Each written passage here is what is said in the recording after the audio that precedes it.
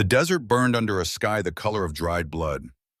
Jack Mercer pressed his back against a boulder that offered no real cover, his breath coming in ragged gasps that tasted of copper and sand. 50 meters to his left, plasma fire scorched the earth where Danny Cole's squad had taken position moments before. 50 meters to his right, the massive form of the Thalrin Queen crouched behind a burned-out transport vehicle, her silver skin reflecting the hellish light of weapons discharge all around them. 72 hours ago, Jack had been mopping floors at 3 in the morning, invisible to everyone who walked past. Now he was pinned down in the middle of the Arizona wasteland, with the most wanted being in 2 solar systems, and soldiers from both sides of an 8-year war were trying to kill them both. A plasma bolt struck the boulder above his head, showering him with superheated fragments. Jack ducked lower his bad knee, screaming in protest, the old shrapnel wound from Kuwait, flaring like it always did when the pressure dropped before a storm. He could see Danny across the killing field. The young lieutenant's face twisted with confusion and rage as he shouted orders to his men. The boy Jack had trained, had mentored, had loved like the son he never had. The boy who now had orders to execute him for treason. Valara's voice cut through the chaos, that strange harmonic quality that made Thalrin's speech sound like music even when delivering death sentences. Jack Mercer, behind you. He spun just as a Thalrin assassin materialized from the shimmer of a cloaking field blade already descending toward his throat. There was no time to think, no time to plan. Jack's body moved on instinct, carved into muscle memory, across 3 decades of combat medicine, of working in the space between life and death, where hesitation meant a body bag. He twisted, felt the blade slice across his shoulder instead of his neck, and drove his elbow into the assassin's throat with every ounce of strength his 62-year-old frame could muster. The assassin staggered. Valara was there, in an instant, moving with a speed that seemed impossible for a being her size, her hand closing around the assassin's skull with terrible precision. The crack of breaking bone was audible even over the weapon's fire. She turned to Jack Violet, eyes burning with something he couldn't name. "You are bleeding." "I've bled before." Jack pressed his hand against his shoulder, feeling the warm pulse of blood between his fingers. 72 hours ago, you asked if I was alone in my tent. I should have said yes and let you freeze. But you did not. Valara pulled him behind the transport vehicle as another volley of plasma fire erupted. And now neither of us dies alone. Jack laughed, the sound bitter and broken. That's not the comfort you think it is. The timestamp burned in his memory like a brand. 72 hours. 3 days since his entire world had inverted itself, since he had gone from forgotten old man to fugitive, from invisible to the most visible human being on the planet. 3 days since a queen had collapsed into his tent and everything he thought he understood about this war had crumbled to dust. 72 hours earlier, Jack Mercer had been exactly what everyone expected him to be: nothing. The fluorescent lights of Fort Sentinel's East Corridor hummed with that particular frequency that burrowed into the skull after midnight, a sound Jack had learned to ignore years ago. His mop moved in practiced arcs across the concrete floor, the rhythm as automatic as breathing. Swish, dip, ring, repeat. The motions of a man who had stopped thinking about what his hands were doing sometime around the 2nd year of this purgatory. A group of young soldiers rounded the corner, their laughter echoing off the walls with the careless volume of people who had never learned to move quietly.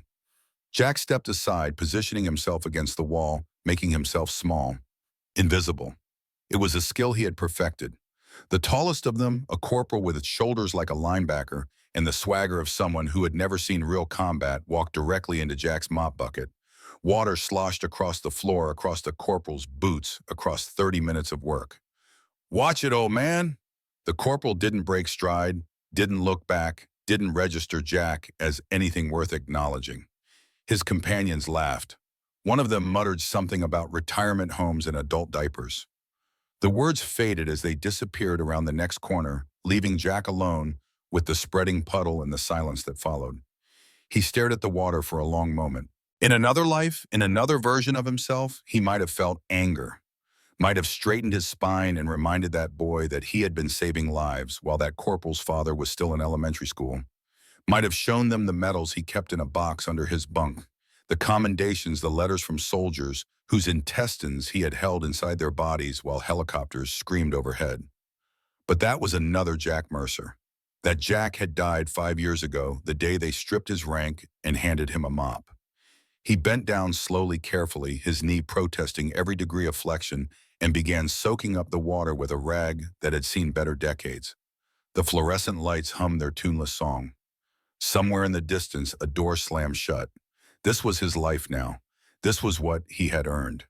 The photograph was worn soft at the edges from years of handling, the colors faded but still clear enough to show Martha's smile. Jack sat on his bunk in the maintenance quarters, a converted storage room that smelled of cleaning chemicals and old concrete, and traced the outline of her face with his thumb. She had been beautiful in that way that had nothing to do with conventional standards and everything to do with the light that seemed to radiate from somewhere inside her. Even at the end, even when the cancer had stripped away everything but bone and will, that light had still burned. She had looked at him from her hospital bed with those eyes that had always seen straight through every wall he built, and she had made him promise. Don't let the darkness win, Jack. Don't let them turn you into something small. He had promised. He had held her hand and promised and meant it with every fiber of his being. And then she had closed her eyes, and the light had gone out, and Jack had discovered that promises made to the dying were the easiest kind to break. His phone buzzed. The screen showed a picture of Sarah, his daughter, her face round with pregnancy, her smile so much like her mother's that it hurt to look at directly. "Hey, Dad." Her voice carried that forced brightness that she used when she was worried about him. "And how are you doing out there?" "Fine, sweetheart. Just another quiet night. I got the ultrasound results today." A pause heavy with meaning. "It's a boy, Dad. You're going to have a grandson."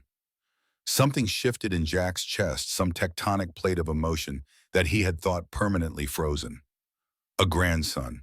A boy who would carry something of Martha forward, something of the Mercer line, something of hope into a future that Jack had stopped believing in.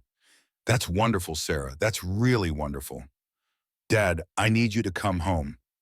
The brightness cracked, showing the worry underneath. "The baby's due in 2 months. I want you here. I need you here. Mom would have wanted you here." He closed his eyes. The weight of the years pressed down on him, all the choices made and unmade, all the roads not taken. "I know, sweetheart. I know she would have. So come home. Put in your papers, get on a plane and come home. Whatever happened 5 years ago, whatever they did to you, it doesn't matter anymore. What matters is family. What matters is being here for the people who love you. I'll put in my papers at the end of the month." The words came out before he could stop them, before he could examine whether he meant them. "I promise, Sarah. End of the month, I'm coming home." "Really?" Hope bloomed in her voice like a flower after rain. "You mean it this time?" "I mean it." They talked for a few more minutes about names and nursery colors and all the mundane details of a life being built rather than dismantled. When Jack finally hung up, he sat in the darkness of his room and stared at Martha's photograph and wondered if he had just told his daughter the truth or simply another beautiful lie. The alarm cut through the base at 0347, a wailing siren that Jack hadn't heard in 3 years. Category 5 dust storm. The announcement declared all personnel to shelter immediately. He had been walking back from the latrines when the first wall of wind hit a solid mass of sand and debris that knocked him sideways and filled his lungs with grit. The main bunkers were 200 meters away. In conditions like this, 200 meters might as well have been 200 miles. Jack staggered through the howling darkness, one arm raised against the sandblasting assault, his eyes streaming tears that turned immediately to mud on his cheeks. He found the supply tent by accident, his shoulder colliding with one of the support poles hard enough to send pain shooting down his arm. It was old, this tent, a relic from the early days of the war that someone had forgotten to decommission. Canvas walls instead of the reinforced polymer of newer structures. A small heating unit that coughed and sputtered, but still produced warmth. Not much, but better than dying in the storm. Jack crawled inside and collapsed onto the dirt floor, his chest heaving, his knees screaming, his shoulder throbbing where he had hit the pole. The wind shrieked outside like a living thing, like all the demons of the desert had gathered to sing their rage at the sky. He lay there for a long time, listening to his own breathing, feeling the familiar ache of old wounds that never quite healed. His hand found the photograph in his pocket, Martha's face smooth against his fingertips. Hell of a way to spend my last month, Martha. The words disappeared into the storm. Stuck in a tent in the middle of nowhere talking to a dead woman like she can hear me. But the alternative was silence, and Jack had learned that silence was where the darkness lived. He was examining his knee, probing the swollen joint with fingers that remembered anatomy from a lifetime ago, when he heard it. A sound beneath the wind, beneath the screaming sand. Something scratching at the canvas. Something trying to get in. Jack's hand found the utility knife on his belt, the only weapon they let maintenance personnel carry. 8 inches of steel that wouldn't do much against a Thalran warrior in full armor, but was better than nothing. He positioned himself facing the entrance blade, ready, heart pounding with a rhythm he hadn't felt in years. The scratching stopped. For a long moment there was only the storm. Then a voice deep and feminine carrying that harmonic resonance that marked Thalran's speech. "Human, are you alone in there?" Every muscle in Jack's body tensed. He had heard that voice before, or voices like it, usually followed by the screams of dying men. The Thalran had been trying to exterminate humanity for 8 years, had killed millions, had turned Earth's colonies into graveyards. And now one of them was outside his tent asking if he was alone. "Who's asking?" His voice came out, steadier than he expected. "Please." The word cracked, split down the middle by something that sounded almost like despair. "I am not here to fight. I need shelter. I am dying." Jack should have stayed silent, should have let the storm take whatever was out there, let nature do what nature did to creatures caught unprotected in Category 5 conditions. That would have been the smart play, the safe play, the play that everyone who had ever called him a traitor would have expected. But Jack had spent 5 years being what everyone expected, and Martha's voice whispered in his memory, soft as always, implacable as stone. "You are better than this, Jack. You have always been better than this. Come in, slowly, and if you try anything, I will make you regret it." The tent flap opened. She was enormous. That was the first thing Jack registered, the sheer scale of her as she ducked through the entrance and collapsed onto the dirt floor. Nearly 8 feet tall, even hunched over her frame, wrapped in armor that gleamed with the distinctive patterns of Thalran royalty. Silver skin stretched over features that were almost human, almost familiar, but wrong in subtle ways that triggered every evolutionary alarm in the human brain. And she was dying. That was the second thing Jack registered, the medical assessment that ran automatically after 30 years of practice. The way she held her midsection, the dark fluid seeping between her fingers, the gray pallor spreading across her silver skin, like storm clouds eating the sky. "Your armor." Jack's voice shifted into the tone he had used in 1,000 field hospitals, calm and commanding, and brooking no argument. "It's compromised. The acid rain is getting through. We need to get it off." Her eyes opened violet and luminous and fixed on him with an expression he couldn't read. "You would help me. You know what I am. I know you're bleeding out on my floor." Jack moved toward her knife-forgotten hands, already reaching for the clasps of her armor. "And I know I'm a medic. Everything else can wait." The armor came off in pieces, each one hitting the dirt with a heavy thud. Beneath it, her skin was mottled with chemical burns, the acid rain having eaten through seals that should have been impervious. The wound in her abdomen was worse than Jack had thought, a jagged tear that had damaged organs he didn't recognize, but could guess the function of. "This is going to hurt." He pulled the emergency kit from his belt, the basic supplies he carried out of habit rather than necessity. "I need to clean the wound and close what I can. You understand? I understand pain, human." Her voice was weaker now, the harmonics fading. "I have understood it for a very long time." Jack worked with hands that remembered their purpose, that moved with precision and confidence despite the years of disuse. He cleaned the wound, applied coagulant, used the emergency sutures to close what he could. It wasn't pretty, it wasn't hospital quality, but it would keep her alive until morning. When he finished, he sat back on his heels and looked at her properly for the first time. Looked past the silver skin and the alien features to the exhaustion in her eyes, the grief that seemed to radiate from her like heat from a furnace. "Thank you." The words came out soft, almost wondering. No human has ever touched a Thalran except to kill. There's a first time for everything. Jack wiped his hands on his pants, leaving dark streaks on the fabric. Now you want to tell me who you are and why you were crawling through a Category 5 storm alone. She was silent for a long moment. Outside, the wind howled its endless fury. Inside, the heating unit coughed and sputtered and kept them both from freezing. I am Valara. Her eyes met his, and something in them made Jack's breath catch. Queen of the Thalran Empire, and I am being hunted by my own people. Jack had learned many things in his 62 years.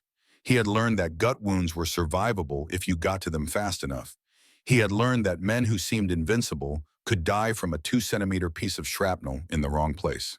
He had learned that love was not enough to save someone, that promises made in hospital rooms could haunt you for years, that invisible men could walk through the world without leaving a mark. But he had never learned how to react when the enemy queen collapsed in his tent and told him she was running for her life. Queen, the word felt strange in his mouth. You're telling me you're the queen of the Thalran Empire, the same empire that's been trying to wipe out humanity for 8 years. The same. Valara's voice carried no defensiveness, no justification, just exhaustion.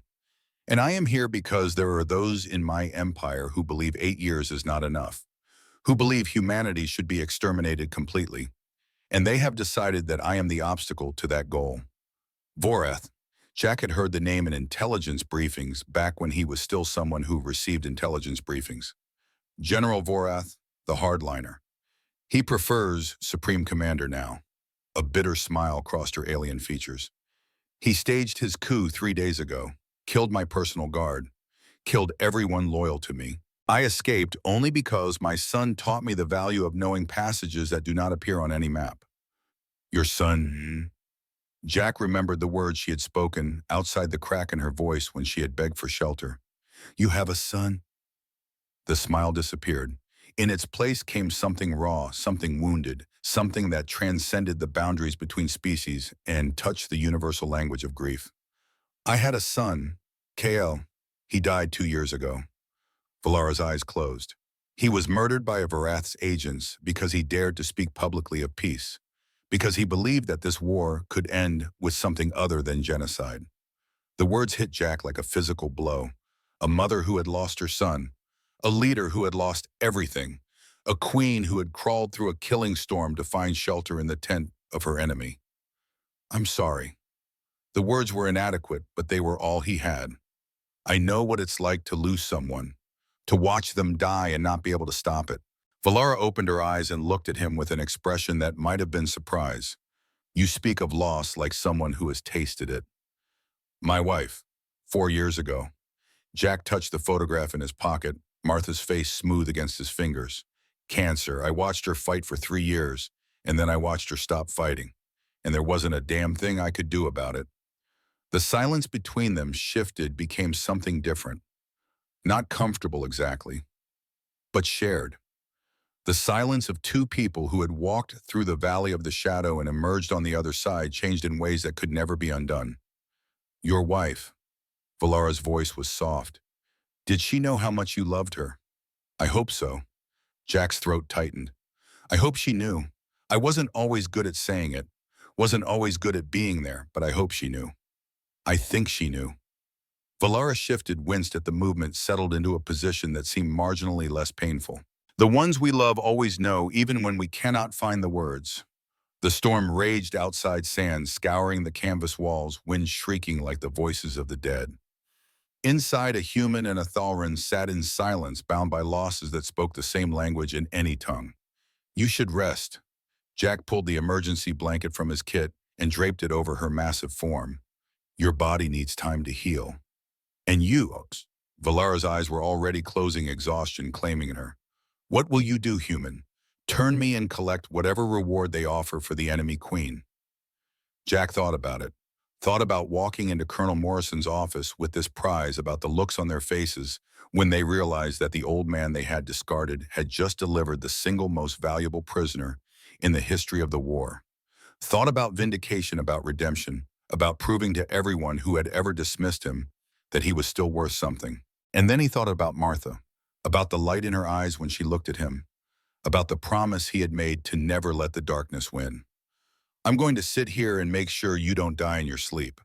He settled against the tent wall, his knee throbbing his shoulder, aching his heart doing something complicated that he didn't want to examine too closely. Everything else can wait until morning. You are a strange human, Jack Mercer. Valara's voice was barely a whisper now, sleep pulling her down. Kindness is weakness among my people. It gets you killed. Yeah, well, Jack watched the rise and fall of her breathing, the slow rhythm of a body fighting to repair itself. Maybe that's why you're losing. The words came out before he could stop them, before he could consider whether they were wise. But instead of anger, instead of offense, he heard something that might have been a laugh, a small tired sound that faded into the storm. And then she was asleep, and Jack was alone with his thoughts and the endless howling wind. Morning came like a wound light seeping through the canvas walls in shades of orange and red. Jack had not slept, had sat through the night, watching the alien queen breathe, watching for signs of infection or internal bleeding or any of the 100 things that could kill a patient in the hours after trauma. She looked different in the daylight, less terrifying, more like what she was, a woman who had lost everything, who had run until she couldn't run anymore, who had thrown herself on the mercy of her enemy because all other options had been exhausted. When her eyes opened violet and luminous in the early light, Jack was ready.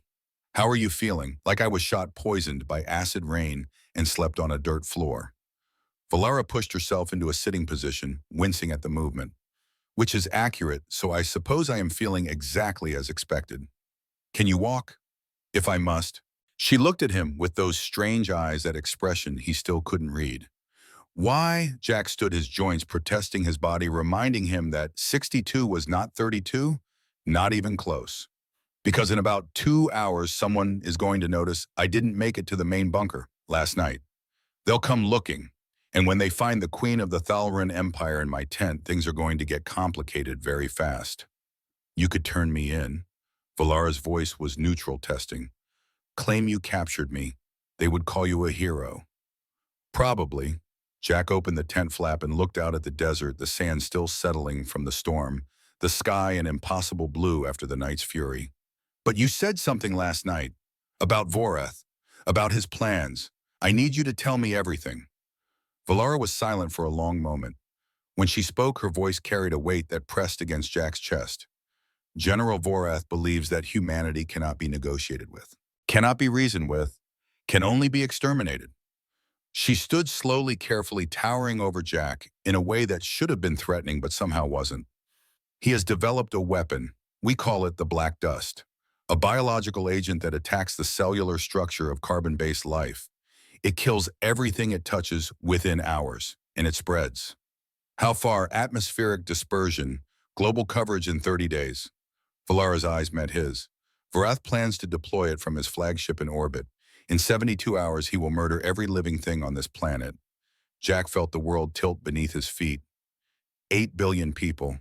Every city, every town, every child sleeping in their bed, every mother holding her newborn, every old man sitting on his porch watching the sunset. All of them dead in 30 days. Why are you telling me this? Because I have proof. Valara touched her chest where a small device was embedded beneath her skin. The deployment codes. The technical specifications, everything needed to stop him. I was bringing this to your leaders when Vorath's assassins found me. And you couldn't transmit it, send it somehow. The codes are keyed to my biological signature. They can only be accessed while I am alive. If I die, the information dies with me. Valara stepped closer, close enough that Jack could see the fine silver patterns on her skin, the way her eyes seemed to hold depths he couldn't fathom. That is why Vorath needs me dead. Not captured, not imprisoned, dead. Jack's mind raced through possibilities, through plans, through the logistics of moving the most wanted being in the solar system across 100 miles of hostile territory. It was insane. It was suicide. It was exactly the kind of thing that the old Jack Mercer would have done without hesitation. There's a command center, Fort Thunder, about 100 miles north. If we can get you there, get you in front of the generals, show them this proof, they will not believe me. Valara's voice was flat. I am the enemy. I am the queen who ordered attacks on their cities, who commanded armies that killed their sons and daughters. Why would they believe anything I say? Because I'll be with you. Oh. The words came from somewhere deep, somewhere Jack had thought was dead. I'll vouch for you. I'll make them listen. And why would they listen to you? Valara tilted her head, studying him. You are a maintenance worker. You told me yourself you are invisible. Jack reached into his pocket and pulled out the photograph. Martha's face worn soft by years of handling, her smile that light that had never dimmed even at the end. Because 5 years ago I saved a Thalrin's life, a young one, just a kid wounded in a battle that never should have happened. My commanding officer ordered me to let him die. I refused. I patched him up and let him go. He looked at Valara, at her alien features, at the grief that lived behind her eyes. They called me a traitor, stripped my rank, turned me into the old man with the mop. But I know I did the right thing, and I know I'm going to do the right thing now. Valara was very still. When she spoke, her voice was barely a whisper. The Thalrin you saved. Describe him. Tall even for your kind, silver skin with blue patterns around his eyes. He had this way of looking at me like he was trying to figure out how I could exist. Like kindness was something he had never encountered before. The sound that came from Valara was not quite a laugh, but something in between. Something broken and beautiful and terrible. Blue patterns around his eyes. That was my son. That was KL. Her hands were shaking. You saved my son's life. 5 years ago, you saved my son. The world contracted to a single point. Jack standing in a tent in the Arizona desert, looking at the mother of a boy he had saved and never thought about again. A boy who had grown up to advocate for peace. A boy who had been murdered for believing that humans in Thalrin could find another way. He came home different after that day. Valara's voice trembled with the weight of memory. He told me about the human medic who had risked everything to save an enemy. He said, Mother, they are not all monsters. Some of them still have light inside. That was when he started speaking of peace. That was when he began to believe that this war could end. And Vorath killed him for it. Vorath killed him because my son was proof that Vorath was wrong, that coexistence was possible, that there was another path. Valara straightened, and in her eyes Jack saw something that had not been there before. Purpose, fire. The steel of a queen who had lost everything and now had one last chance to make it mean something. Jack Mercer, you saved my son's life, and because of that, he believed in a future that might never have existed otherwise. He died for that belief, and now I am asking you to help me make sure he did not die in vain. Jack looked at her for a long moment. At this alien queen who had crawled into his tent seeking shelter from her own people. At this mother who had lost her son to the same hatred that had cost Jack everything. At this enemy who was offering him a chance to be something more than invisible. We move in 30 minutes. Jack tucked Martha's photograph back into his pocket. Can you walk 100 miles on that wound? I can walk 1,000 if it means stopping Vorath. Then we walk. Jack pulled aside the tent flap and looked out at the desert stretching endless and hostile before them. And God help anyone who tries to stop us. The sun climbed higher as they prepared two figures against the vastness of the Arizona desert, one human and one Thalrin bound together by loss and hope and the weight of 8 billion lives. 72 hours, Jack thought. 72 hours to cross 100 miles of hostile territory. 72 hours to convince the most paranoid military command in human history to trust their greatest enemy. 72 hours to stop the end of the world. He had been invisible for 5 years. He had been nothing, nobody, an old man with a mop and memories. But Martha had always told him that he was meant for more than this, that the light inside him could never be completely extinguished, that someday, somehow, he would find his way back to who he really was. Maybe this was that day. They walked into the desert together, the sun burning overhead, the sand stretching endless before them. Behind them, Fort Sentinel disappeared into the heat shimmer, the life Jack had known for 5 years fading like a dream upon waking. Ahead, somewhere beyond the horizon, waited either salvation or damnation. Jack didn't know which, but for the first time in years, he found that he cared about the answer. And that perhaps was the first small miracle of many yet to come. The desert swallowed them whole. Jack had forgotten how vast Arizona could be when you were crossing it on foot, how the landscape stretched in every direction like an ocean of sand and stone, how the silence pressed against your ears until you could hear your own blood moving through your veins. They walked through the morning heat, through the brutal afternoon sun, through the first whispers of evening cool, two figures moving across terrain that offered no cover and no mercy. Valara moved with a grace that belied her injuries, her massive form casting a shadow that stretched 20 feet behind her as the sun descended. She did not complain about the wound in her abdomen, did not mention the chemical burns that mottled her silver skin, did not acknowledge the pain that Jack could see in the tightness around her eyes. She simply walked one foot in front of the other toward a destination that might save two worlds or damn them both. Jack's knees screamed with every step. The old shrapnel wound had swollen during the night, the joint grinding bone against bone in a way that promised days of agony to come. He had wrapped it with strips torn from his undershirt, had swallowed the last of his painkillers dry, had locked the pain away in that compartment of his mind where he kept everything that could not be allowed to slow him down. 30 years of combat medicine had taught him that the body could endure far more than the mind believed possible. The trick was convincing yourself that you had no choice. You are limping worse than you were this morning. Valara's voice broke the silence that had stretched between them for miles. Your wound is worsening. My wound is fine. Jack kept his eyes on the horizon, on the distant shimmer of heat that might have been mountains or might have been nothing at all. Worry about your own injuries. I am Thalrin. We heal faster than your kind. She paused, and when she spoke again, her voice carried something that might have been concern. You saved my life last night. I would prefer not to watch you destroy yourself repaying that debt. Nobody's destroying anything. Jack adjusted his stride, trying to take weight off the bad knee without making it obvious. I've walked further on worse. Kuwait 91. Took a piece of Iraqi shrapnel in this same knee and still carried a wounded corporal 6 miles to the extraction point. This is nothing. Valara was silent for a long moment. When she spoke, her words surprised him. Tell me about that. About Kuwait. About the war you fought before this one.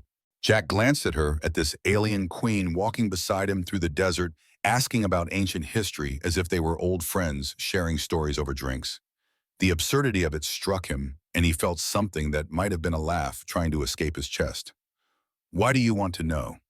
Because we have many miles to walk, and silence makes the distance longer. Valara's eyes remained fixed on the horizon. And because I find myself curious about the human who saved my son, about what kind of life creates a man who would risk everything for an enemy. Jack walked in silence for another 100 yards, turning the question over in his mind. He had not talked about Kuwait in years, had not allowed himself to revisit those memories, except in the nightmares that still came sometimes uninvited and unwelcome. But Valara had shared her grief with him, had told him about Kael, about Vorath, about the coup that had cost her everything. Perhaps he owed her something in return. I was 32 when they sent us to the Gulf. The words came slowly, at first rusty from disuse. Young and stupid, and convinced I was immortal. We all were back then, the medics especially. We had this idea that our job was sacred, that the universe would protect us because we were there to save lives, not take them. And you learned otherwise. First week in country, we were setting up a field hospital near the front lines when the Iraqis hit us with artillery. Direct hit on the surgical tent. Killed 3 doctors and a dozen wounded who were waiting for treatment. Jack's voice flattened, the old grief compressed into something hard and small. I spent the next 6 hours pulling bodies from the rubble. Some of them were men I had been joking with that morning. Some of them were patients I had promised would see their families again.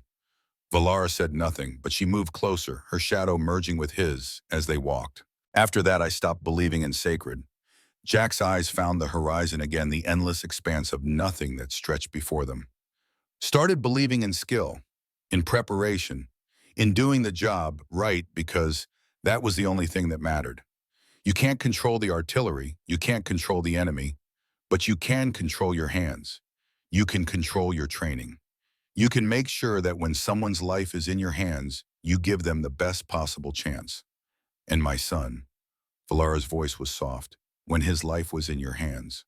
What did you see? The memory rose unbidden.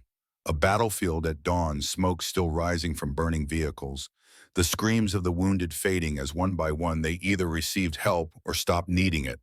And in the middle of all that horror, A Thalren soldier, barely more than a child by their standards, his silver skin gray with blood loss, his violet eyes wide with terror. I saw a kid. Jack's throat tightened. That's all.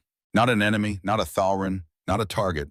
Just a kid who was scared and hurt and going to die if someone didn't help him. And I thought about all the kids I hadn't been able to save over the years. All the ones who died because the artillery hit first, or because I was too slow, or because sometimes people just die no matter what you do. So you saved him. So I saved him. Jack shrugged, a gesture that cost him more than he wanted to admit. And they called me a traitor for it, said I had given aid to the enemy, said I had betrayed my species. Maybe they were right. Maybe I should have let him die like everyone else wanted. No, Valara's voice carried absolute certainty. You did what you were born to do. You healed instead of harmed. That is not betrayal. That is the highest form of loyalty. Loyalty to something greater than nations or species or the petty hatreds that drive us to destroy each other. Jack looked at her, at this alien queen who spoke of healing and loyalty, who had lost her son to violence and was now risking everything to stop more violence, who had crawled into his tent seeking shelter and found something neither of them had expected. Your son. The words came before he could stop them. Kale, what was he like? The question hung in the air between them. Jack watched Valara's face, watched the way grief transformed her alien features into something achingly human.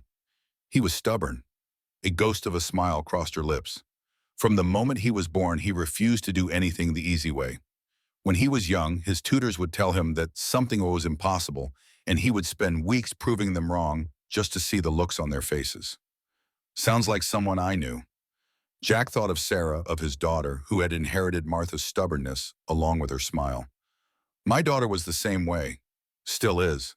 Tell her she can't do something and she'll move mountains just to prove you wrong. Kale believed that the war was wrong, that we were destroying ourselves as surely as we were destroying humanity. He used to argue with the generals, with the advisors, with anyone who would listen. Valara's voice thickened. I told him to be careful. I told him that words could be as dangerous as weapons, but he refused to be silent. And Vorath saw Kyle as a threat, a popular prince speaking of peace when Vorath needed the war to continue. When Kyle started gaining support among the younger generation, Vorath decided that words were not enough to silence him. Valara stopped walking, her massive form suddenly still against the desert landscape. They made it look like an accident, a training exercise gone wrong, but I knew the moment they brought me his body that Vorath had murdered my son. Jack stopped beside her. The sun was setting now, painting the sky in shades of orange and purple, turning the desert into something almost beautiful. Why didn't you stop him, Vorath, I mean? You're the queen. You must have had power. Power, Valara laughed, and the sound held no humor. I had a crown and a throne and advisors who smiled to my face while sharpening their knives behind my back. Vorath controlled the military, controlled the intelligence services, controlled everything that actually mattered.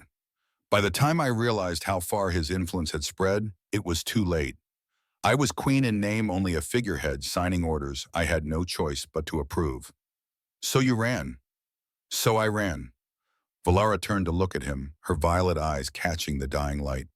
When Vorath finally decided that even a figurehead was too much of a risk when his assassins came for me in my own chambers, I ran. I took the proof of his plans, and I ran because dying in my throne room would have accomplished nothing. But getting this information to your leaders, showing them that not all Thalren want this war, might accomplish everything. They stood together in the fading light, two refugees from their own peoples bound by loss and hope and the desperate need to believe that something better was possible. We should keep moving. Jack started walking again, his knees screaming, his heart doing something complicated. We've got maybe 50 more miles to cover and not enough time to cover them. Valara fell into step beside him. Jack Mercer. Yeah. Thank you for listening, for not dismissing my grief as the weakness of an enemy. Her voice carried that harmonic quality that he was starting to find almost beautiful. You are not what I expected humans to be. Neither are you. Jack kept his eyes forward, but something in his chest loosened slightly. Neither are you. The night came fast in the desert, the temperature dropping as the sun disappeared below the horizon. They walked until Jack's knee refused to bend anymore, until the pain became a wall that no amount of will could push through. He found a shallow canyon that offered some protection from the wind and collapsed against a boulder, his breath coming in gasps that he couldn't quite control. Valara lowered herself beside him, her movements careful, her wound clearly troubling her more than she wanted to admit. For a long moment they sat in silence, two broken beings resting in the darkness of an alien world. "I need to tell you something." Valara's voice was barely audible. "Something about the attack on Phoenix 4 years ago." Jack felt ice form in his veins. Phoenix, the city where Martha had been receiving treatment. The city that Tharan forces had bombed in what military analysts called a strategic strike against human infrastructure. "What about it?" "I gave the order." The words fell into the silence like stones into deep water. "The attack on Phoenix, I authorized it. I signed the documents that sent our forces to destroy your medical facilities, your power grid, your transportation networks." Jack's hand found the photograph in his pocket, Martha's face smooth against his fingertips. The world seemed to narrow to contract to a single point of blazing clarity. "My wife was in Phoenix." His voice came from somewhere far away. "She was receiving treatment at one of those medical facilities. The attack disrupted her chemotherapy. They had to move her to a different hospital, a worse hospital, and by the time they got her stabilized, the cancer had spread." "I know," Valara's voice broke. "I learned this when I began investigating who you were. When I discovered that the human who saved my son had lost his wife to a bombing I ordered." Jack stood. His knee buckled, but he caught himself against the canyon wall, his hands scraping against rough stone. The pain was distant, muted by something much larger. "You killed her." The words tasted like ash. "You killed Martha. I did not drop the bombs. I did not target the hospital. But I gave the order that set everything in motion." Valara looked up at him, and in her eyes he saw something he had not expected: acceptance. "You saved my son, Jack Mercer, and I killed your wife. That is the truth of what lies between us." Jack's hand found the knife on his belt, the same knife he had held when she first crawled into his tent, the same knife he had set aside when he chose to save her life. "Give me one reason." His voice shook with rage he had not felt in years. "One reason why I shouldn't finish what the storm started." Valara did not move, did not try to defend herself. Simply sat there, wounded and exhausted, looking up at him with those violet eyes. "I cannot give you a reason. What I did was wrong. The attack was wrong. The war was wrong. I knew it even then, but I was too weak to stop it, too afraid of what Vorath would do if I refused." She closed her eyes. "If you kill me, I will understand. I deserve death for what I have done. But if you kill me, Vorath wins. The black dust launches in 60 hours. 8 billion humans die, and my son's dream of peace dies with them." Jack stood there, knife in hand, the weight of 4 years of grief pressing down on him like a physical force. He thought of Martha in her hospital bed, her skin yellowed, her eyes still bright with that light that nothing could extinguish. He thought of holding her hand as she took her last breath of the emptiness that had followed, of the years of invisible existence that had been his punishment for crimes he had never committed. And he thought of her voice, soft as always, implacable as stone. "Don't let the darkness win, Jack. Don't let them turn you into something small." The knife fell from his hand. It clattered against the stone floor of the canyon, the sound impossibly loud in the silence. "I don't forgive you." Jack's voice was raw. "I don't know if I ever can. But Martha didn't raise me to be a murderer. She didn't love me, so I could become the kind of man who kills people who are already beaten." Valara opened her eyes. Tears tracked down her silver cheeks, leaving trails that glittered in the starlight. "Then what do? We keep walking." Jack picked up the knife and slid it back into his belt. "We get you to Fort Thunder. We stop Vorath and his goddamn black dust. And then when this is over, when the world isn't ending anymore, maybe we figure out what comes next." "Why?" Valera's voice was barely a whisper. "Why would you help me knowing what you know?" Jack looked at her for a long moment. At this queen who had ordered the death of thousands, who had contributed to the death of the woman he loved, who was now his only hope of saving everything he had left. "Because my daughter is pregnant." The words came from somewhere deep. "Because in 2 months, I'm going to be a grandfather." And I'm going to do everything in my power to make sure that kid grows up in a world where this war is over, where humans and Thalrin have figured out how to stop killing each other, where my grandson doesn't have to watch his wife die because some alien queen signed a piece of paper." He extended his hand to her, an offer of help, an offer of alliance, an offer of something that was not forgiveness, but might someday grow into something like it. Valara took his hand. Her skin was cool against his, smooth and strange, but her grip was firm. "Then we walk." She pulled herself to her feet, wincing at the pain, "and we do not stop until it is done." Dawn found them 15 miles further north, exhausted and battered, but still moving. The desert had given way to rocky terrain, outcroppings of red stone that provided cover but also slowed their progress. Jack's knee had swollen to twice its normal size, and he was walking on pure stubbornness, now his body running on reserves that should have been depleted hours ago. The sound of engines stopped them both cold. "Down!" Jack grabbed Valara's arm and pulled her behind a cluster of boulders. They pressed themselves against the stone, barely breathing, as the sound grew louder. A patrol vehicle crested the ridge above them, its Earth Alliance markings visible even from a distance. Jack watched it pass, watched the soldiers inside scanning the terrain with practiced efficiency, and felt his heart sink. "They are looking for us." Valara's voice was barely audible. "They're looking for you."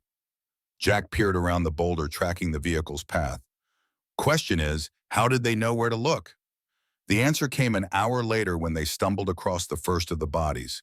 3 Thalrin assassins, their cloaking fields disabled, their bodies torn apart by weapons fire. Jack knelt beside this nearest one, examining the wounds with a medic's eye. Earth Alliance weapons. He stood his knee, protesting. "Someone got here before us." "Vorath's hunters." Valara's face had gone pale. "He must have sent word to your military, told them that I was carrying a weapon, something dangerous. Turned them into his allies without them even knowing." Jack thought about Danny Cole, about the young lieutenant who had looked up to him like a son who had been devastated when Jack was disgraced. If anyone was leading the hunt for a fugitive Thalrin queen, it would be someone with that kind of drive, that kind of loyalty to duty. "We need to move faster." Jack started walking, ignoring the pain that shot up his leg with every step. "If they found these assassins, they'll find our trail. We've got maybe a few hours before they catch up." They moved through the rocky terrain as quickly as their wounded bodies would allow. The sun climbed higher, turning the air into something thick and heavy, pressing down on them like a physical weight. Jack's vision started to blur around the edges, his body finally beginning to rebel against the demands he was placing on it. He was so focused on putting one foot in front of the other that he almost walked directly into the patrol. "Contact." The shout came from somewhere ahead, followed immediately by the whine of weapons powering up. Jack threw himself behind a rock, pulling Valara down beside him. Plasma fire scorched the air above their heads, filling the morning with the smell of ozone and burning stone. "Jack Mercer." The voice was familiar, achingly familiar. "I know you're out there. Come out with your hands up." "Danny Cole." Of course it was Danny Cole. "Stay here." Jack met Valara's eyes. "Whatever happens, stay hidden." "Jack, no, you cannot just walk out there. They will kill you." "They won't kill me. Danny won't kill me." Jack wasn't sure if that was true, but it was the only option he had. "Just stay hidden, and if this goes wrong, run. Get to Fort Thunder however you can." Before Valara could protest, Jack stood. He raised his hands above his head and stepped out from behind the boulder. Danny Cole stood 20 meters away, surrounded by a squad of soldiers with weapons trained on Jack's chest. The young lieutenant's face was a mask of conflict, anger, and grief, and something that might have been hope warring behind his eyes. "Ong Mercer." Danny's voice cracked on the name. "What the hell are you doing?" "Something I should have done a long time ago." Jack kept his hands up, kept his movements slow and deliberate. "I need you to listen to me, Danny. I need you to hear what I have to say before you do something we'll both regret." "Listen to you, huh?" Danny's laugh was bitter. "You're harboring an enemy combatant. You're aiding the Thalrin Queen herself, the woman who's been commanding their forces for the past 8 years. Do you have any idea what that means?" "I know exactly what it means, and I'm telling you, you don't have the whole picture." "Then enlighten me." Danny stepped closer, his weapon still raised. "Tell me why the man who taught me everything I know about honor and duty is now committing treason." Jack took a deep breath. Behind him, hidden among the rocks, Valara waited. Ahead of him, the boy he had trained, had mentored, had loved, like family, pointed a gun at his chest. The whole truth, then, it was the only currency he had left. 60 hours from now, a Thalren general named Vorath is going to launch a biological weapon. It's called the Black Dust. It will kill every living thing on this planet within 30 days. Jack watched Danny's face, watched for any sign that his words were landing. Valara the Queen, she's the only one who can stop him. She has proof, she has the codes, but she needs to get to Fort Thunder. She needs to reach our command. And you believe her, Danny's voice dripped with skepticism. You believe the enemy queen who's been trying to exterminate us for 8 years. I believe her because she could have let me die in that storm. She could have killed me while I slept. She could have done 100 things that would have been easier than trusting me with this information. Jack lowered his hand slowly. And I believe her because 5 years ago I saved her son's life. The same son who died advocating for peace between our peoples. Danny went very still. The Thalren you saved, the one they called you a traitor for helping. That was her son. That was her son, and he died because he believed that we could stop killing each other. He died because he had the courage to say out loud what I'm saying to you now. This war can end, but only if we choose to end it. The silence stretched between them. Around them, Danny's soldiers shifted nervously, weapons still raised, waiting for orders. You know me, Danny? Jack's voice softened. You know who I am. You know I've never lied to you, never steered you wrong. I'm asking you to trust me one more time. Not because I'm right and you're wrong, but because the stakes are too high to get this one wrong. Danny's weapon wavered. Jack could see the conflict in his eyes, the war between duty and loyalty, between following orders and following his heart. And then a new sound cut through the tension, a high-pitched whine that Jack recognized instantly. Get down! Jack threw himself sideways as the Thalren assassin decloaked its blade, already descending toward Danny's exposed back. What followed was chaos. Weapons fire from all directions, soldiers shouting, the assassin moving with inhuman speed through the patrol. Jack scrambled for cover, his bad knee collapsing beneath him, sending him sprawling across the rocky ground. Through the chaos, he saw Valara emerge from hiding, saw her intercept the assassin's second strike, the blade meant for Danny's heart. Saw her take the wound herself, the blade sinking into her shoulder as she twisted to protect the young lieutenant. The assassin died a moment later, cut down by concentrated fire from Danny's squad. But Valara was falling, her silver blood mixing with the red dust of the desert floor. Jack was beside her in an instant, his hands already moving to assess the wound. Hold on, I've got you. The blade was poisoned. Valara's voice was thin. Our assassins always use poison. I have perhaps an hour before it reaches my heart. Danny appeared beside them, his face pale. She saved me. She put herself between me and that blade. Because you are his student. Valara looked at Jack, her violet eyes already dimming. Because he would never forgive me if I let you die. Jack worked frantically trying to slow the poison's spread, trying to buy time. But he knew with the certainty of 30 years' experience that some wounds could not be healed with hands alone. Danny, he looked up at the young lieutenant. I need you to make a choice, right now. The Queen needs medical attention that I can't provide. Fort Thunder is 40 miles away. If you help us get there, we might be able to save her. And if we save her, we might be able to save everyone. Danny looked at Valara, at the alien queen who had just taken a blade meant for him, at the woman his teacher was willing to die for, at the enemy who had just become something far more complicated. Mount up, Danny's voice was steady. All of you mount up. We're taking these two to Fort Thunder, and God help anyone who tries to stop us. Jack felt something crack inside him, something that had been frozen for 5 years, finally beginning to thaw. Thank you, Danny. Don't thank me yet. Well, Danny helped Jack lift Valara, supporting her weight between them. We've still got 40 miles of hostile territory and about a dozen regulations I'm about to violate. Save your thanks for when we actually survive this. They loaded Valara into the patrol vehicle, Jack climbing in beside her to monitor her condition. Danny took the driver's seat, his soldiers falling into formation around them. As the engines roared to life and they began the final push toward Fort Thunder, Jack held Valara's hand. Her skin was cold now, colder than it should have been, the poison spreading through her system, despite everything he could do. Stay with me. His voice was rough.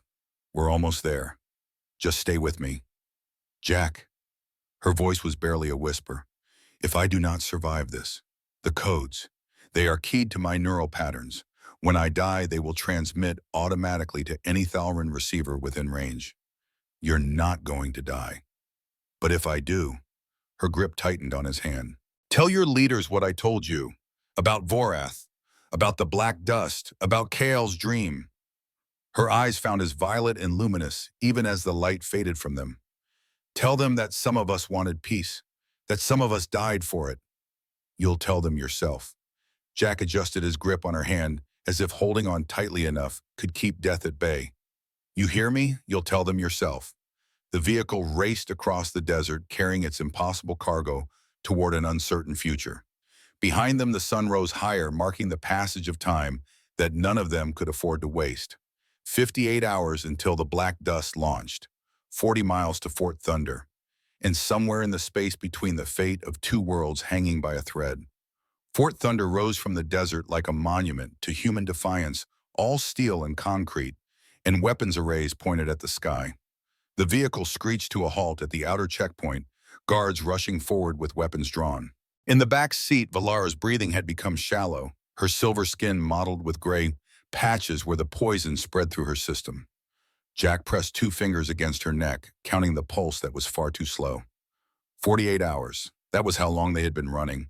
And now, with 52 hours left before the black dust launched, they had finally regained the one place that might save them or kill them. Danny leaned out the window, his voice carrying the authority of someone who had crossed too many lines to turn back now. Lieutenant Daniel Cole, requesting emergency medical access. Critical alien intelligence asset wounds sustained protecting Earth Alliance personnel. I need a medical team, and I need Colonel Morrison immediately. The guard peered into the vehicle, saw Valera's massive form, and went pale. Sir, that's a Thalrin Royal. We can't just bring her into the base without authorization. Open the gate, or I drive through it. Danny's hand moved to his sidearm. Your choice, Corporal, but choose fast because she's dying and taking humanity's last chance with her. The gate opened. They drove through a gauntlet of staring soldiers, men and women, who had spent 8 years learning to hate everything Thalrin, now watching their greatest enemy being carried into their most secure facility. Jack saw the shock on their faces, the anger, the fear. He saw hands moving to weapons, saw officers shouting into communicators, saw the machinery of military protocol grinding into motion. And standing at the command center entrance, arms crossed, face carved from granite, was Colonel Morrison, the man who had destroyed Jack's life 5 years ago, the man who had called him a traitor and turned him invisible. Danny brought the vehicle to a stop. Jack climbed out slowly, his bad knee nearly buckling, every muscle in his body screaming for rest that would not come. Behind him, 2 of Danny's soldiers were carefully extracting Valara from the back seat, her massive form limp and unresponsive. Morrison's eyes tracked from Jack to the Thalrin Queen to Danny. When he spoke, his voice was cold enough to frost the desert air. Lieutenant Cole, Master Sergeant Mercer, would one of you care to explain why you've brought an enemy combatant into our most secure facility? Sir, I can explain, Danny began. You can explain why you violated approximately 15 articles of the military code. Morrison stepped closer, his face inches from Danny's. Why you've apparently lost your goddamn mind and thrown away a promising career. Colonel, Jack moved forward, positioning himself between Morrison and Danny. What we're about to tell you is going to sound insane, but in 52 hours, none of this matters. Not your protocols, not your regulations, not your opinion of me or Lieutenant Cole. Morrison's gaze shifted to Jack. Something flickered in his eyes, something that might have been recognition or might have been contempt. Is that so, Mercer? Then enlighten me. Tell me why I shouldn't have all 3 of you shot right now. Jack met his eyes, held them. Because in 52 hours, a Thalrin general named Vorath is going to deploy a biological weapon called the Black Dust. It will kill every living thing on Earth within 30 days. And the only person who can stop him is dying on your doorstep. The silence that followed was absolute.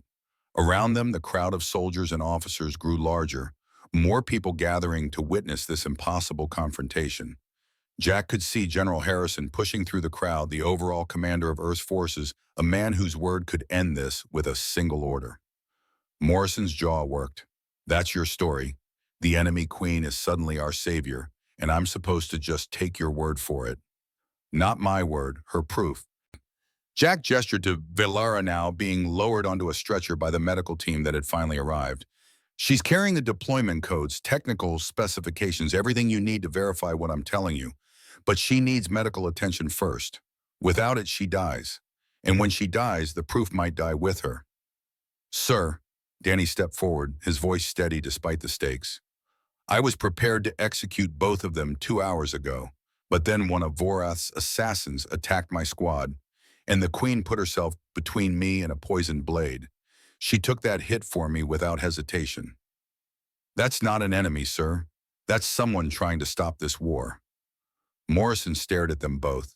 Jack could see the calculation happening behind his eyes, the war between institutional paranoia and the terrible possibility that this might be real. General Harrison arrived, his weathered face unreadable. He was 73, old enough to have served in conflicts that predated the Thalran War, experienced enough to recognize both manipulation and desperation when he saw them. Colonel Morrison, Harrison's voice cut through the tension. Your assessment. Sir, this is obviously a trap. They send us their queen with a story about rogue generals and doomsday weapons. We let our guard down and suddenly we're compromised from within. Morrison's voice rose. I recommend we secure the alien, interrogate it properly, and deal with these traitors according to military law. Noted. Harrison turned to Jack. Mercer, I remember you from before they took your rank. You were one of the best combat medics I ever served with. He paused. And then you saved an enemy's life and threw it all away. Why? Jack felt the weight of 8 years pressing down on him. 8 years of war, of loss, of watching good people turn into something hard and cruel, because that was what survival demanded. Because he was a kid, sir, scared and bleeding and going to die. And I took an oath to do no harm. That oath didn't specify species. And now, what oath are you following now? The same one, sir, saving lives, all the lives I can, even if it costs me mine. Harrison studied him for a long moment. Then he turned to the crowd. I need to hear from someone other than Mercer and Cole, someone with no stake in this. Where's the prisoner from the assassin squad? A soldier stepped forward, dragging one of Vorath's hunters who Danny's unit had captured. The Thalran assassin looked at Velara on the stretcher, and something changed in his alien features. Recognition and fear. Harrison gestured to a translator device. Ask him about General Vorath. Ask him about the black dust. The questions were posed in Thalran. The assassin's response came in that harmonic language Jack had learned to understand through Valera's memories. The translator converted it to English. Vorath commands us now. The queen is dead as far as we are concerned. The black dust launches in 52 hours. All human life will end. This is the will of the Empire. The crowd erupted. Soldiers shouting, officers demanding explanations, weapons being raised and lowered in confusion. Harrison raised his hand, and silence gradually returned. Colonel Morrison, Harrison's voice was quiet but carried absolute authority. I need your honest assessment. No protocol, no regulations. Just your gut. Is Mercer lying? Morrison looked at Jack, really looked at him, perhaps for the first time in 5 years. And Jack saw something shift in the colonel's eyes, saw the moment when rigid certainty began to crack. Sir, permission to speak freely. Granted. Morrison took a breath. When he spoke, his voice was rough. 5 years ago, I called Jack Mercer a traitor. I stripped his rank because he saved an enemy's life when I ordered him to let that enemy die. He paused. That enemy was Prince Kael, the Thalran prince who spent the last years of his life advocating for peace between our species. The crowd went silent. Mercer saw something I couldn't see. That saving one life could change every moment. That mercy could be strategic. That we might end this war with something other than genocide. Morrison's jaw worked. I was wrong. And because I was wrong, we lost 5 years of potential peace. 5 years of soldiers dying on both sides. He turned to face Jack directly. I can't give you back those years, Mercer. I can't undo what I did to you. but I can make sure you don't waste your last breath trying to convince us to do what we should have done all along." He faced Harrison. "Sir, I recommend we grant Mercer's request. Full medical treatment for the Thalrin Queen. Full access to her intelligence. And if Mercer survives this, I recommend full reinstatement with honors." Jack stared at Morrison, seeing shame and regret and courage all fighting for dominance in the Colonel's face. This was the twist he hadn't expected, the redemption he hadn't known he needed. "Thank you, Colonel," Jack said quietly. Morrison nodded once, sharp and military. "Don't thank me yet. Thank me if we actually survive this." Harrison looked at the crowd, at the faces of soldiers and officers all waiting for his decision. "Get the Thalrin to medical. Full treatment, full security, full monitoring. Colonel Morrison, you're in charge of that detail. Lieutenant Cole, you're confined to quarters pending investigation." He turned to Jack. "And Mercer, you're with me. We need to hear everything you know."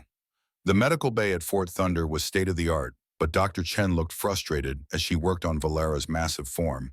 Jack stood nearby, monitoring the alien vital signs on displays that meant almost nothing, because Earth had no baseline for Thalrin physiology. "The poison is attacking her central nervous system, but we don't understand Thalrin neurology well enough to counteract it." Chen pulled Jack aside, her face grim. "Best estimate she has maybe 40 minutes before complete neural collapse." 40 minutes. Jack looked at Valera, at the gray spreading across her silver skin like a stain. He thought of Kyle, of the boy he had saved, who had grown up to believe in peace.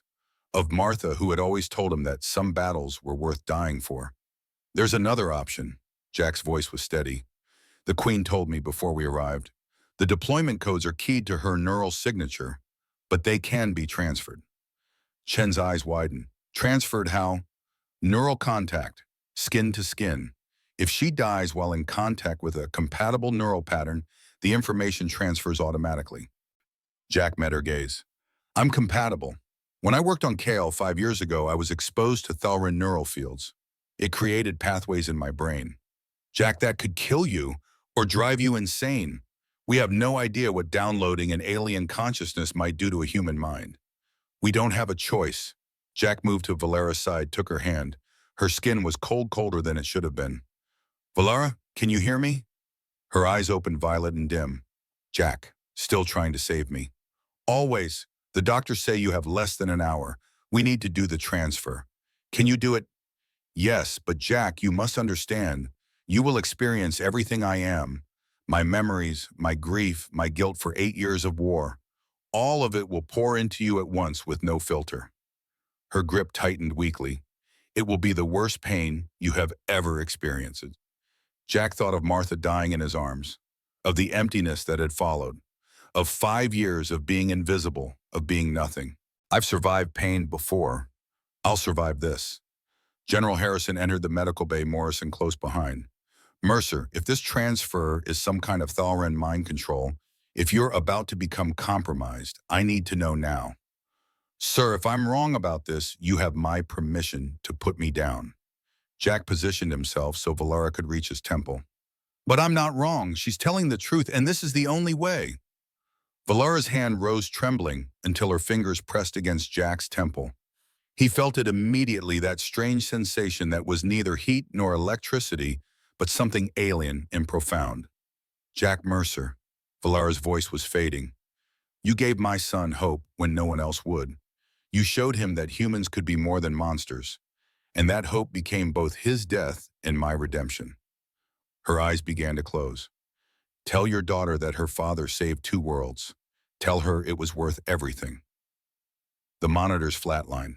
Valera's hand pressed harder against Jack's temple, and Jack's mind exploded. He was everywhere and nowhere. He was Kyle as a child, learning to walk with silver skin gleaming in alien sunlight. He was Valera watching her son grow, feeling pride and fear in equal measure.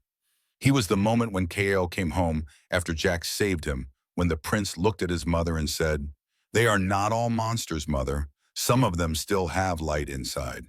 He felt 8 years of war compressed into seconds. Felt the weight of ordering attacks that killed thousands. Felt the desperate hope when Kyle started speaking of peace, the crushing despair when assassins silenced that hope forever. Felt Vorath's coup from the inside, the betrayal, the murders, the moment when everything crumbled to dust.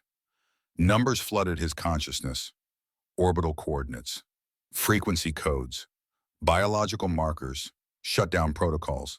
Everything Valera had stolen, everything she had died to preserve, burning itself into Jack's synapses with surgical precision. And beneath it all, woven through every memory like a golden thread, love. Valara's love for Kyle, her love for her people, her desperate, aching love for a peace she would never see. Jack screamed. The sound tore from his throat, raw and primal, the cry of a human mind trying to contain something it was never meant to hold. And then finally it stopped. Jack gasped, his lungs pulling air like he had been drowning. His eyes snapped open. He was back in the medical bay, standing beside Valara's body, her hand fallen from his temple, her eyes closed forever. Mercer, Dr. Chen grabbed his arm. Can you hear me? Can you understand what I'm saying? Jack nodded. Then before he could stop himself, he began to laugh. Not hysteria, not madness, but the laugh of someone who had just touched the infinite and survived. I can hear you perfectly, Doctor. He looked at General Harrison, at Morrison, at the crowd of shocked faces. And I can also tell you the exact orbital coordinates of Vorath's flagship, the frequency needed to broadcast a shutdown command, the 17 different ways the black dust will kill you, and the name of every soldier who died under Valara's command because she remembered every single one. Harrison moved closer. Prove it. Jack closed his eyes. The information was there, organized with inhuman precision. He began to speak, rattling off coordinates and code sequences in both English and Thalrin, his voice steady despite the impossibility of what he was doing. When he finished, the room was silent. Get him a neural interface. Harrison's voice was sharp. I want that information extracted and verified. And get our Thalrin linguistics team in here. If what Mercer just said is real, we're going to need it analyzed immediately. Sir, Jack swayed the room, tilting. The codes are real. Valara died to get them to you. But there's a problem. What problem? The shutdown command has to be broadcast from close range, within 1,000 miles of Vorath's flagship, and it has to carry Valera's neural signature. Jack met Harrison's eyes, which is now encoded in my brain. I'm the only one who can stop the black dust, and I have to do it from orbit. Morrison stepped forward. That's a suicide mission. Even if we get you close, even if the codes work, Vorath's forces will tear you apart. Probably. Jack thought of Sarah, of the grandson he would never meet, of Martha's face in the photograph he still carried. But it's the only way. And I'm already dead, sir. Have been for 5 years. At least this way my death means something. No, the voice came from the doorway. Everyone turned. Dr. Chen stood there holding a monitor displaying Valara's vital signs. But the line wasn't flat. It was spiking, weak but present. She's not dead. Chen's voice shook with disbelief. The neural transfer, it should have killed her instantly. But somehow her body is still fighting. The poison is still spreading. But she's alive. Jack was at Valera's side in an instant. Her eyes opened, barely visible slits of violet. Jack, you survived. So did you, somehow. He took her hand, felt the faint pulse beneath her skin. Dr. Chen, can you save her? I don't know, but with her alive, I can at least try things I couldn't try before. Draw blood samples, test treatments, actually work with her biology instead of guessing. Chen was already moving, the calling for equipment. But Jack, even if I can stabilize her, she's not going to be in any condition to travel. Not for days, maybe weeks. We don't have days. Jack looked at the clock on the wall. 50 hours and 14 minutes. Vorath launches the black dust in just over 2 days. Harrison pulled Jack aside. Mercer, I need to understand this clearly. You have the codes in your head. You can broadcast the shutdown command. But can you do it without the Queen present? I have her neural signature. I am, for all practical purposes, carrying a part of her consciousness. Jack touched his temple where Valera's hand had rested. But I don't know if that's enough. The shutdown command is designed to carry the authority of the Queen herself. If Vorath's forces sense that it's coming from a human, they might reject it. But if we have no other choice, Jack thought about it, accessing the information that now lived in his mind. Then we try, and hope that 52 hours of preparation is enough to convince them that Valara's final command is real. The next 18 hours were a blur of preparation. Engineers retrofitting a civilian shuttle with military-grade stealth systems, pilots arguing about approach vectors, communications specialists building custom equipment to broadcast the shutdown command with maximum neural fidelity. And through it all, Jack sat with Valera as Dr. Chen worked to keep her alive. You should rest. Valera's voice was weak, but clearer than it had been. You will need your strength. I'll rest when you're stable. Jack adjusted the IV line that was feeding her body something that Dr. Chen thought might counteract the poison. Besides, I'm not sure I can rest. There's too much of you in my head now. Too many memories, too many thoughts that aren't mine. I am sorry, I did not know the transfer would leave so much of me behind. Don't be sorry. Jack met her eyes. I understand you now. Really understand you. Why you fought. Why you lost hope. Why you risked everything to stop Varath. He paused. I felt how much you loved Kyle. How much it destroyed you when he died. And now you understand why I cannot let Varath win. Why I would die 1,000 times to stop him. Valera's hand found his. But Jack, there is something you must know about the shutdown command, about what it will require. Tell me. Vorath will not surrender. Even if 70% of the fleet accepts my command, he will not. He is too far gone, too committed to his vision of human extinction. Her grip tightened. To stop the black dust, you will have to destroy his flagship. And there are 15,000 Thalren aboard that ship. Soldiers, yes, but also engineers. Medical staff, civilians, who were simply in the wrong place when Vorath seized power. Jack felt something cold settle in his stomach. You're telling me that to save Earth, I have to kill 15,000 of your people.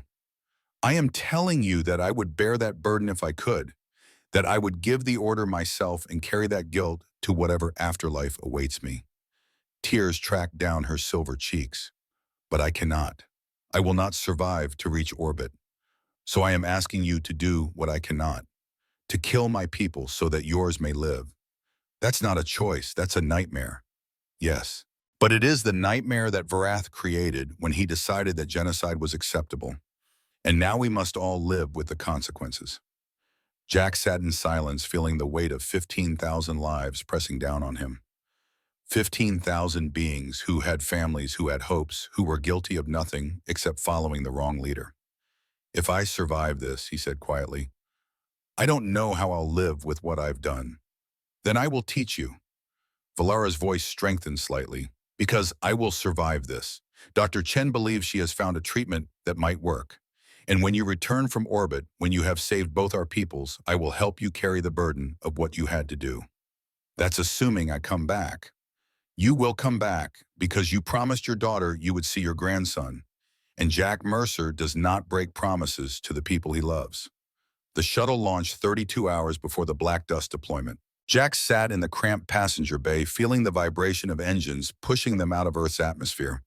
Through the viewport, he watched the planet fall away below, blue and white and impossibly fragile. Danny sat across from him, checking his weapon for the 10th time. General Harrison had approved Danny's request to accompany the mission over Morrison's objections. You taught me everything I know, sir. I'm not letting you fly into certain death alone. You know this is probably a one-way trip. Then it's a one-way trip we take together. Danny looked up and Jack saw the young soldier he had trained years ago before the war had hardened them both. Besides, someone has to watch your back. And I figure I owe you that much after almost shooting you in the desert. The shuttle climbed higher Earth, shrinking below them, the black of space opening up above like an infinite mouth. Jack felt Valera's memories stirring in his mind, her knowledge of space combat, of Thalren's ship design, of the tactical considerations they would face. Contact in 3 hours. The pilot's voice came through the intercom. So far, no indication we've been detected. These stealth systems better work as advertised. Jack closed his eyes and reached for the neural interface they had installed. With it, he could feel the shutdown command waiting ready to broadcast with the full weight of Valera's authority. But would it be enough? Would Vorath's loyalists accept a command that came from a human carrying a dead queen's consciousness? You're thinking too much. Danny's voice broke his reverie. I can see it on your face. I'm thinking that we're about to try something that's never been done before. Broadcasting an alien neural signature from a human brain to stop a doomsday weapon. Jack opened his eyes. That's not overthinking. That's appropriate concern. Fair point. Danny grinned and for a moment the tension eased. But hey, if we pull this off, they'll write books about us. If we don't, well, nobody will be alive to care. That's not as comforting as you think it is. The hours crawled by. Jack monitored the information flowing through his enhanced consciousness, feeling the strange dual nature of his thoughts. Part of him was purely human, afraid and determined and clinging to memories of Martha and Sarah. Part of him was something else now, a fragment of Valara that lived on in his synapses, that understood Thalran culture and technology and emotion in ways no human should. Contact in 30 minutes. The pilot's voice had gone tense. Vorath's flagship just came into sensor range.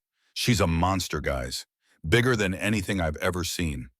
Through the viewport, Jack could see it now.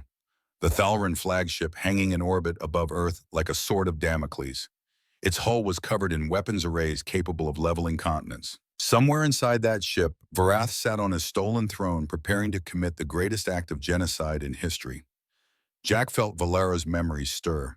She had been aboard that ship, had walked those corridors as queen, had commanded those very soldiers who now served her murderer. 15 minutes to broadcast range. The pilot's hands moved across the controls. I'm picking up preliminary scans. They might have detected us. Stay on course. Jack's voice was steady. We need to get close enough for the neural broadcast to work. If they shoot us down, they shoot us down. That's a hell of a plan, sir. It's the only plan we have.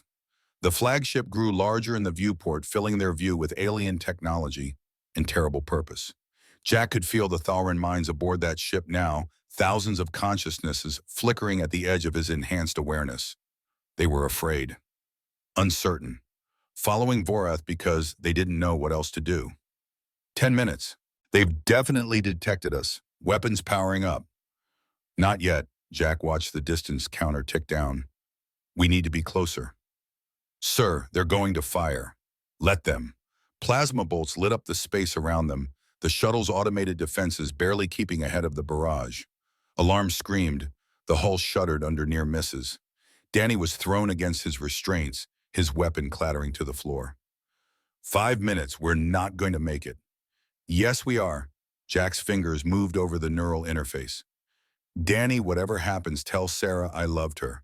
Tell her to name the baby Kale. Tell her to remember that her father died trying to save the world. Jack, don't you dare give me last words right now. 3 minutes. The shuttle was burning now, atmospheric leaking systems failing, but they were close enough. Jack could feel every Thalran consciousness aboard that flagship, could sense their confusion, their fear, their desperate loyalty to a leader who was about to destroy everything. 2 minutes. Hull breach in engineering. We're losing power. It's enough. Jack closed his eyes and reached deep into the part of his mind that wasn't his anymore, the part that carried Valara's essence. Broadcasting now. The shutdown command left him in a wave of pure neural energy. But it wasn't just codes and frequencies. Jack poured everything into it. Valara's memories of Cahill, her grief for her people, her desperate hope that peace was possible, her love for a son who had died believing in something better. All of it amplified by his human emotion, shaped by his human heart, broadcast with a power that no pure Thalran mind could have achieved. He felt it hit the flagship like a hammer, felt 15,000 Thalran minds recoil, felt their certainty waver as they experienced their queen's final testimony, felt her love and grief and determination. And then he felt them break. Not all of them. Vorath and his closest followers remained firm, their hatred too deep to be swayed. But the others, the soldiers who had followed because they had no choice, the engineers who just wanted to serve their people, the civilians caught in the wrong place at the wrong time, they felt Valara's truth and they could not deny it. The weapons powered down. The black dust deployment aborted. Through the neural link, Jack felt the mutiny begin, felt Vorath's followers turn on each other, felt the flagship tear itself apart from within as loyalists fought rebels, as those who believed in Valara's final command fought those who still served her murderer. It's working. The pilot's voice was amazed. The fleet is standing down. 70% of them are accepting the shutdown command. And Vorath, Jack opened his eyes already knowing the answer. His flagship is still active. He's refusing the order. He's preparing to deploy the black dust manually. Danny pulled himself upright. Then we destroy him. We can't. Jack's voice was hollow. Our weapons aren't strong enough to breach that hull. And even if they were, there are 15,000 people on that ship.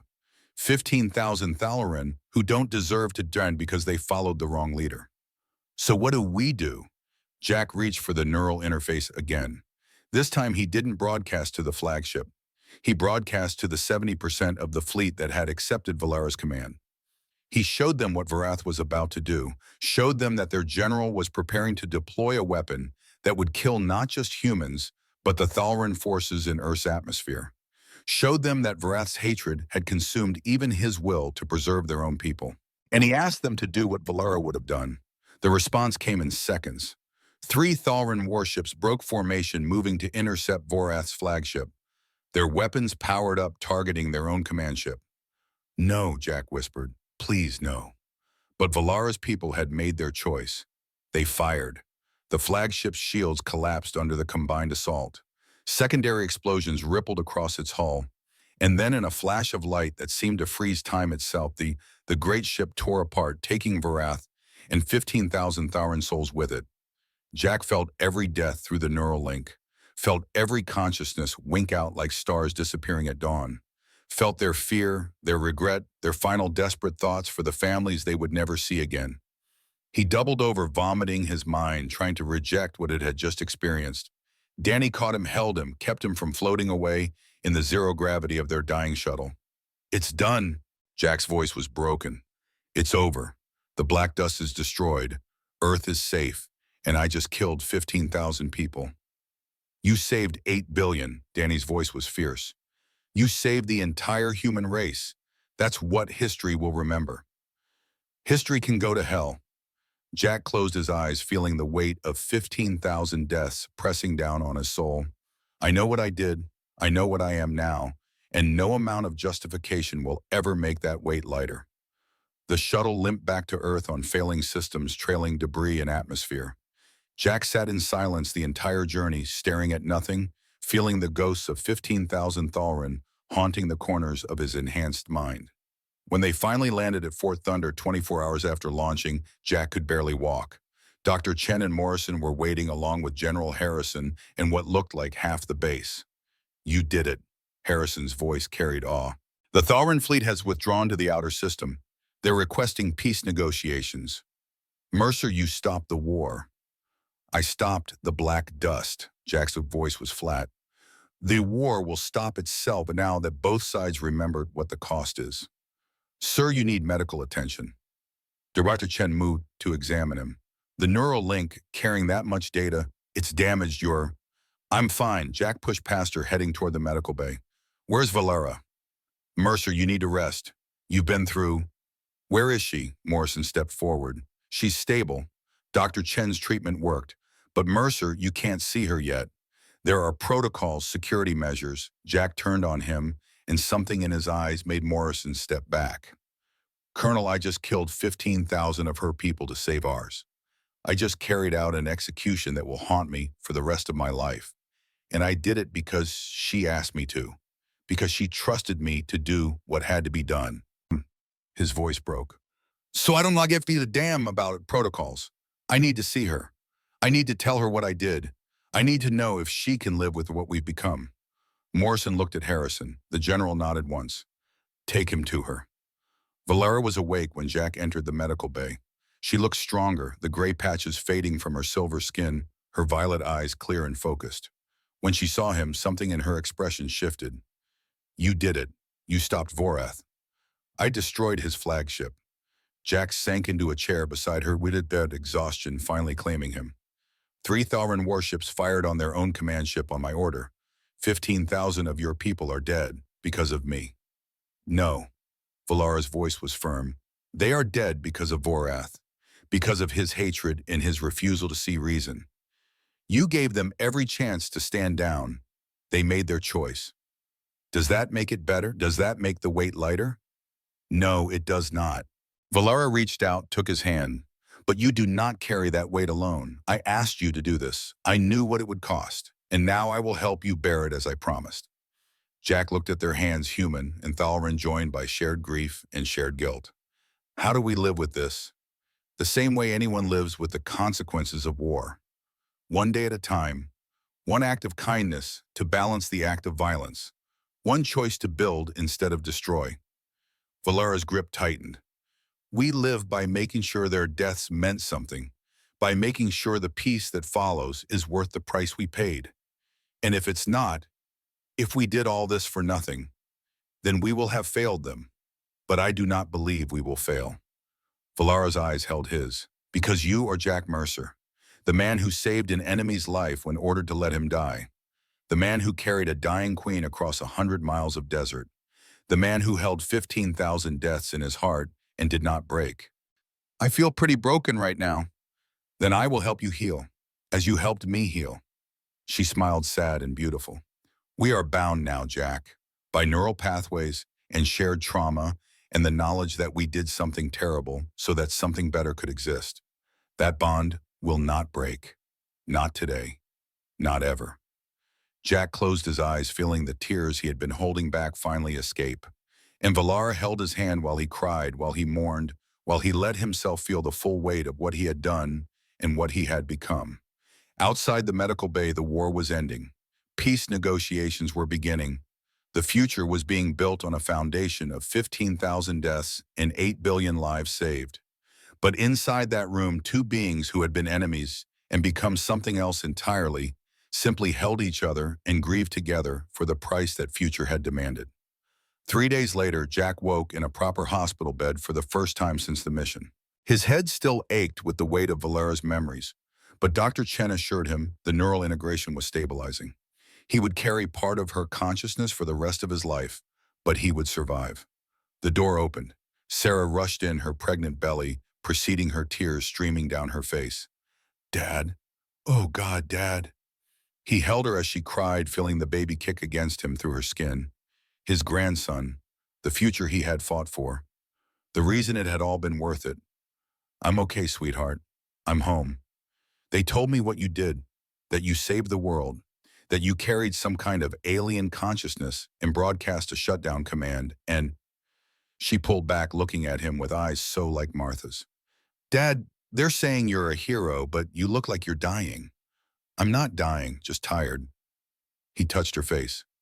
And I'm not a hero, I'm just an old man who did what needed to be done. The baby. Sarah took his hand, placed it on her belly. I wanted to tell you in person. It's a boy, and I'm naming him Kael, for the Thalrin prince who believed in peace, for the boy you saved who started all of this. Jack felt something break inside him, some last wall of grief finally crumbling. That's a good name, a strong name. Will you tell him about this? When he's old enough, will you tell him about the war and how it ended? I'll tell him everything, the good and the bad, the cost and the victory, the 15,000 who died so he could live. Jack met her eyes. I'll tell him the truth, because that's all we have now, the truth and the hope that we can be better than what we were. 6 months passed. The peace negotiations continued in Geneva, slow and painful but moving forward. Jack was called to testify, to explain what he had done and why, to defend the decision to destroy Vareth's flagship. The hearings were brutal, with some calling him a hero and others calling him a war criminal. He called himself neither. He was just Jack Mercer, doing his job, carrying his burden. Morrison came to him after one particularly difficult session. I wanted you to know, the review board has cleared you of all charges. They're calling it a necessary military action taken under extreme circumstances. That's not what it was. No, but it's what history will call it. Sometimes history is kinder than memory. Morrison paused. I also wanted to tell you that your reinstatement has been approved. Full rank, full honors, full pension. They want to give you a medal. I don't want a medal. I know, but you've earned it. Take it. Not for yourself, but for the people who need to see that doing the right thing, even the terrible right thing, matters. Morrison's voice softened. And take it for me, so I can tell people that the man I called a traitor became the man who saved us all, so I can live with what I did to you. Jack looked at the colonel who had destroyed his life and then helped save it. I forgive you, Colonel, for whatever that's worth. It's worth everything. Morrison saluted, crisp and military. Thank you, Jack, for saving my life, for saving all our lives, and for reminding me what it means to be human. 4 months later, on a warm October evening in Texas, Sarah gave birth to a healthy baby boy. Jack held his grandson for the first time in the hospital room, counting tiny fingers and toes, marveling at the perfect innocence of new life. Hello, K.L. Mercer. Welcome to a better world than the one I grew up in. Welcome to a world that cost us everything and gave us hope. The baby opened his eyes and Jack saw the future looking back at him. A future where humans and Thalrin were learning to coexist. Where peace was possible because people on both sides had been willing to sacrifice for it. Where an old man could hold his grandson and know that the terrible things he had done had purpose. Morrison appeared in the doorway, no longer hesitant, but still careful. Mind if I come in? Come meet the newest Mercer. Morrison approached, looked at the baby with an expression Jack had never seen on the colonel's face before. Wonder, maybe, or hope. I wanted to give you something. Morrison pulled out a small case, opened it to reveal Jack's old medic insignia. They found these in storage. Thought you might want them back. Jack looked at the insignia he had worn for 25 years, the symbols of a life spent saving people. I'm retired now, Colonel. Not sure I need these anymore. Maybe not, but the boy will want them someday. When he asked about his grandfather. When he asked what kind of man carries the weight of 15,000 deaths and doesn't break. Morrison closed the case, set it on the bedside table. Keep them for him, so he knows what it means to be Jack Mercer. 1 year after the war's end, Jack Mercer sat on his porch in Texas, watching the sunset paint the sky in shades of orange and gold. Baby Kale dozed in his arms, his tiny fist wrapped around Jack's finger with surprising strength. In the driveway, a Tharan transport touched down. Serana Valara's younger sister emerged. She had become a regular visitor, part of the slow work of building bridges between two species that had tried to destroy each other. How is the little prince? Serana settled into the reinforced chair Danny had built. Growing like a weed, Sarah says he's stubborn and curious, which she claims he gets from me. A fair assessment, Serana's harmonic voice carried amusement. I have news from my sister. She wishes to visit if you would allow it. Jack looked up. Valara wants to come here to Texas. She says she owes you a debt that can never be repaid, but perhaps sharing a meal with your family would be a start. Serana's expression grew serious. She also says that the weight you carry has grown lighter for her, that helping rebuild what Vorath destroyed has given her purpose. She hopes the same might be true for you. Some days are better than others. Jack adjusted KL in his arms. Some days I wake up and I can barely remember what I did. Other days, I feel all 15,000 of them, like they're standing in my room watching me. But yes, the weight gets lighter, slowly, because of this little guy, because of Sarah, because I'm alive to feel it. Then you are healing, as my sister is healing, as both our peoples are healing. Serana stood. I will tell her you welcome a visit, perhaps next month. Tell her she's welcome anytime, and tell her to bring an appetite. Sarah's been taking cooking lessons from my mother-in-law's old recipes. It's been an adventure. After Serana left, Jack sat alone with his grandson watching the Texas sunset. He thought of Martha, of how proud she would have been. Of Valara carrying her own burden of leadership and loss. Of the 15,000 who had died so that this moment could exist. Your namesake was a prince who believed in peace, Jack told the sleeping baby, and he died for that belief. But because he died, because people like your great-grandmother and a Thorin queen were willing to sacrifice everything you get to grow up in a world where peace is possible, where humans and Thalrin can sit on a porch together and watch the sunset and just be. The baby's hand tightened around his finger. I don't know if that makes it worth it. I don't know if anything can make 15,000 deaths worth it. But I know this, I'm going to spend every day I have left making sure your world is better than mine was. Making sure the price we paid bought something real and lasting. That's my promise to you, Kale, and to all of them, the living and the dead.